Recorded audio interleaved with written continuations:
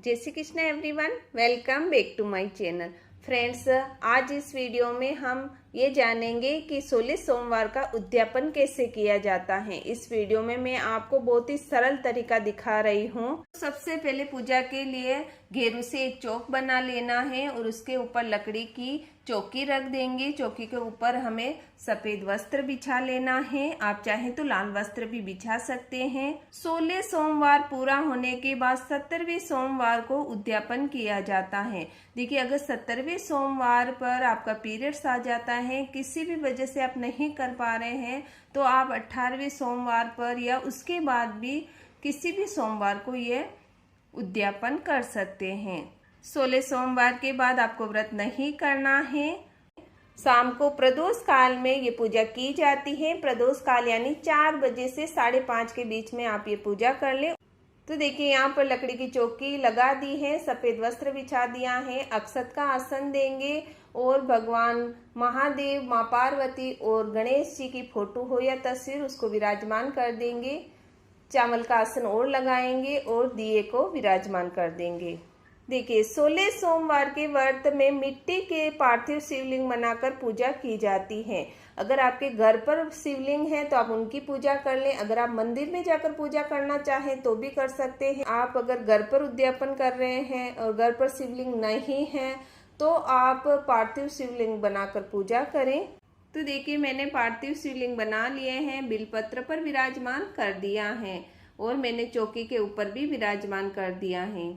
उद्यापन के दिन कलश की स्थापना की जाती है, तो मैंने आज कलश की स्थापना नहीं की है क्योंकि कलश की स्थापना अधिकांश सभी व्रतों में की जाती है। ऐसे ही कलश की स्थापना करनी है। उद्यापन के दिन आप कलश की स्थापना जरूर करें। तो आप भी ये पूजा सरल तरीके से घर पर कर सकते हैं।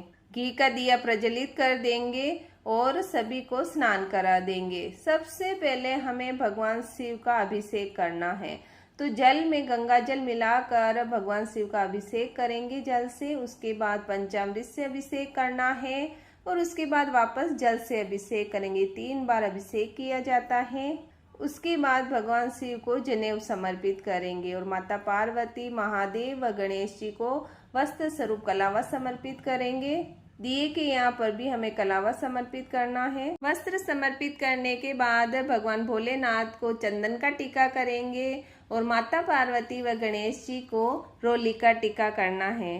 दिए की भी पूजा करेंगे और अक्षत समर्पित करेंगे। अक्षत समर्पित करने के बाद भगवान भोलेनाथ को बिलपत्र समर्पित करेंगे। भगवान भोलेनाथ को बिलपत्र अति प्रिय है, तो आप बिलपत्र जरूर समर्पित करें। अगर आपको धतूरे का फल, फूल या मदार के फल, फूल जो भी मिलते हैं जरूर समर्पित करें। उसके बाद अगर सफेद फूल है तो महादेव को तो आप फूल समर्पित करें। माता पार्वती को लाल फूल समर्पित करें और भगवान गणेश को आप लाल फूल समर्पित करने के बाद भोग समर्पित किया जाता है। तो भोग में चूरमे के 16 लड्डू का भोग लगाया जाता है और इन्हें प्रसाद स्वरूप सभी में बांट दिया जाता है। आप इससे ज़्यादा भी ले सकते हैं। देखिए, अगर आपने चूरमे के लड्डू का भोग नहीं लगाया है 16 सोमवार तक और फ्रूट का लगाया है तो आप फ्रूट का भी लगा सकते हैं और चूरमे के लड्डू का भोग भी लगा सकते हैं और उस दिन आप फ्रूट का भोग भी लगा सकते हैं। चाहे जितना प्रसाद का भोग आप लगा सकते हैं, नहीं तो कम से कम आप 16 लड्डू का भोग तो जरूर लगाएं। उसके बाद जल समर्पित करेंगे और धूप दीप दिखाएंगे। उसके बाद माता पार्वती के लिए साड़ी, 16 श्रृंगार और एक महादेव जी के लिए पैंट शर्ट की जोड़ी लेनी है। उसके ऊपर दक्षिणा रखना है।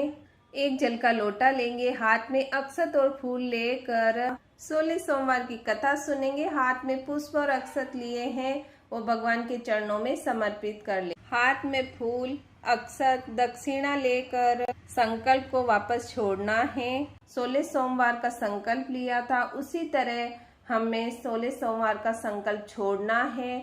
बोलना है कि हे महादेव, हे माता पार्वती, गणेश जी, मैंने 16 सोमवार का व्रत पूरा किया है। आज 17वां सोमवार है, उसका उद्यापन कर रही हूँ। आप मेरी मनोकामना जरूर पूर्ण करें। बहुत ही सच्चे मन से और सच्ची भावना से भगवान से कहें और ये संकल्प भगवान के चरणों में समर्पित कर देना है। उसके बाद इसी दिए को लेकर आरती कर लेंगे। आरती करने के बाद पूजा में रह गई कमियों की क्षमा याचना करेंगे और मनोकामना पूर्ण होने की प्रार्थना करेंगे। तो फ्रेंड्स, इस तरह 16 सोमवार का उद्यापन किया जाता है।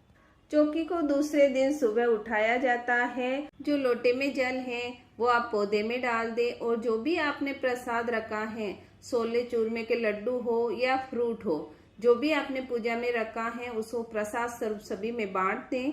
और अगर आपने मिट्टी के पार्थिव शिवलिंग बनाए हैं उनको स्वच्छ जल लेकर विसर्जन कर देना है। और जो फूल पत्तियां वगैरह बिलपत्र रखे हैं उनको आप किसी गमले में डाल दें। और जो माता पार्वती के लिए और महादेव जी के लिए पैंट शर्ट निकाले हैं, श्रृंगार का सामान निकाला है, उसको आप किसी भी ब्राह्मण जोड़े को खाना खिलाकर दे सकते हैं। और जो दक्षिणा निकाली है वो भी आप ब्राह्मण को दे सकते हैं या फिर मंदिर में आप दान पेटी में डालकर आ सकते हैं। देखिए, आप चाहे जितने ब्राह्मण के जोड़े को खाना खिला सकते हैं, लेकिन अगर सामर्थ्य नहीं है तो कम से कम हमें एक जोड़े को खाना तो जरूर खिलाना चाहिए। और अगर कुंवारी कन्या ने किया है तो 16 कन्याओं को आप खाना खिला लें और प्लेट में लड्डू रखकर दे सकते हैं।